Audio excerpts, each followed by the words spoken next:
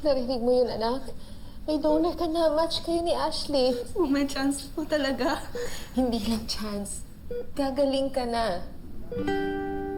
Pero, iba yung consent ng test sa actual extraction. Paano po ba yun kay Ashley? Paano kung bigla siyang mag-back out o umayaw sila tito and tita? Ay, hindi yun, anak. We're almost there.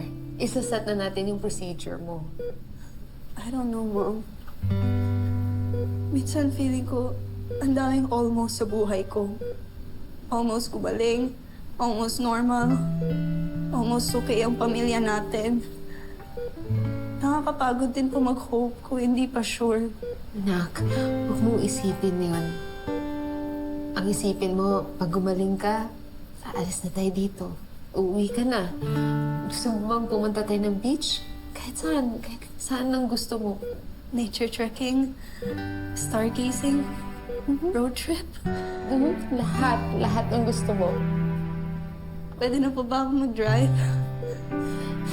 Jasmine, ikaw talaga, oo naman.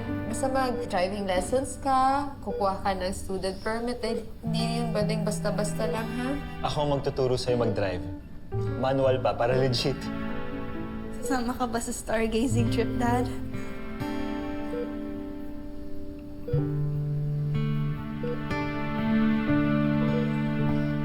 Oo.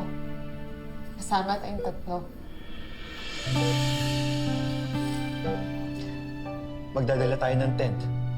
Tsaka lahat ng paboritong snacks.